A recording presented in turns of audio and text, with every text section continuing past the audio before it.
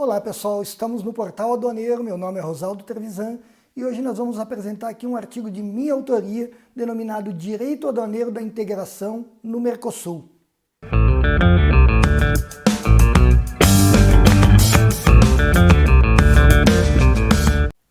Esse artigo, Direito Aduaneiro da Integração no Mercosul, ele foi redigido em 2005, há mais de 15 anos.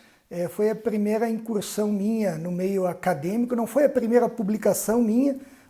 Antes disso foi publicado um regulamento anotado, eu fui organizador dessa obra e um dos autores.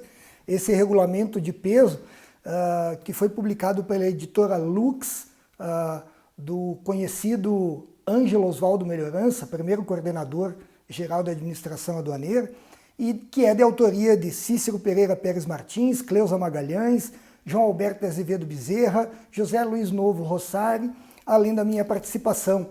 São anotações ao Regulamento Aduaneiro de 2002, feitas exatamente pelo grupo que elaborou o Regulamento Aduaneiro de 2002. Mas, depois dessa participação na equipe elaboradora do Regulamento de 2002, eu comecei a minha incursão acadêmica. Então, tenho boas recordações desse primeiro artigo, ainda um comecinho, né? Foi o artigo que eu apresentei na minha pós-graduação em Direito Internacional, aqui na PUC de Curitiba, e o livro no qual ele foi publicado é Estudos de Direito Internacional, volume 5, coordenado pelo professor Wagner Menezes, que era o coordenador dessa pós em Direito Internacional pioneira, que foi a primeira turma da PUC pós-graduada em Direito Internacional aqui no Paraná. Nesse artigo, eu inicio com alguns comentários sobre a existência e sobre o objeto de estudo do direito aduaneiro, que é um tema que me perseguiria aí pelas décadas seguintes, cada vez aprofundando mais o estudo. Eu já usava aqui as funções básicas da aduana, que o professor Ricardo Javier Basaldúa explorou na tese de doutorado dele na Universidade de Buenos Aires, e já arriscava uma definição, um objeto para o direito aduaneiro, que seriam as relações entre a aduana e os intervenientes, no que se refere às obrigações de cada um deles e também às restrições tarifárias e não tarifárias nas importações e exportações. No capítulo 1 ainda, eu trago alguns princípios. Esse é um tema que eu passei a não explorar mais nas obras subsequentes, ainda gostaria de voltar a me dedicar a ele. Princípio da universalidade do controle, ou seja, toda mercadoria que entra no território aduaneiro ou dele sai, está sujeita a controle aduaneiro. Isso não quer dizer que ela vai ser fiscalizada, quer dizer que ela está sujeita.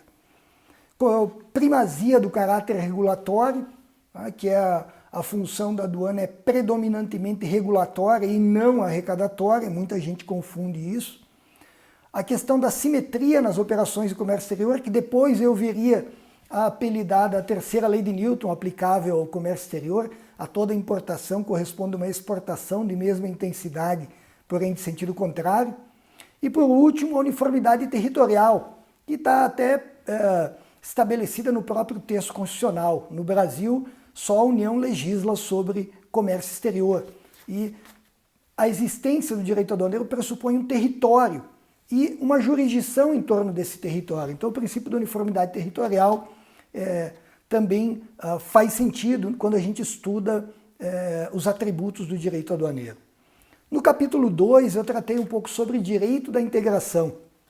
Primeiro, à luz da classificação de Balassa, em zona de livre comércio, união aduaneira, mercado comum, união econômica, até federação, que é, para alguns também, uma classificação possível nos estágios de integração. Trato da distinção entre direito da integração e direito comunitário, que, segundo o professor Ami Barav, pressupõe uma autoexecutoriedade e uma supranacionalidade, e aí passo a comentar como os ordenamentos do Mercosul se adequam a essas possibilidades. Hoje a gente tem, por exemplo, 2 textos constitucionais, Argentina e Uruguai, que admitem a supralegalidade dos tratados, em regra, enquanto a gente ainda tem 2 constituições, brasileira e paraguaia, silentes em relação a esse tema. Também no capítulo 2 eu trato um pouco do papel do direito da integração, introduzindo o tema mestre do terceiro e último capítulo, que é a integração no âmbito do Mercosul. Vamos lembrar que naquela época, em 2005, a gente tinha um código aduaneiro aprovado, mas ainda não em vigor, que era a decisão 25 de 94. Tinha várias normas importantes já aprovadas no âmbito do Mercosul, em bagagem, valoração aduaneira, despacho, que por mais que tenham sido revogadas por normas posteriores, ainda tiveram sua estrutura substancialmente mantida. Então ainda não tínhamos nem vestígios do Código Aduaneiro que viria a ser redigido em 2010, que eu tive a grata satisfação de participar também da equipe elaboradora, que foi o código aprovado pela decisão do Conselho do Mercado Comum 27 de 2010. E termino falando então de algumas das possíveis perspectivas para o Mercosul. E parece que não andou substancialmente o Mercosul daquela época para os dias de hoje. Continuamos a não ter um código aduaneiro aprovado nos 4 estados-partes originários. Continuamos a ter perfurações na tarifa externa comum e a gente ainda teria muito que evoluir, sequer para chegar ao estágio de uma união aduaneira, seja ela completa ou perfeita. Quanto mais para chegar a um mercado comum ainda, que é o estágio desejado por esse bloco de integração desde o Tratado de Assunção. Se você gostou da apresentação desse artigo, deixa aí o seu joinha, seu comentário, inscreva-se no canal Portal Aduaneiro, ative a sinetinha para receber notificações sobre novos vídeos e siga a gente também nas redes sociais, Facebook e Instagram, com postagens diárias.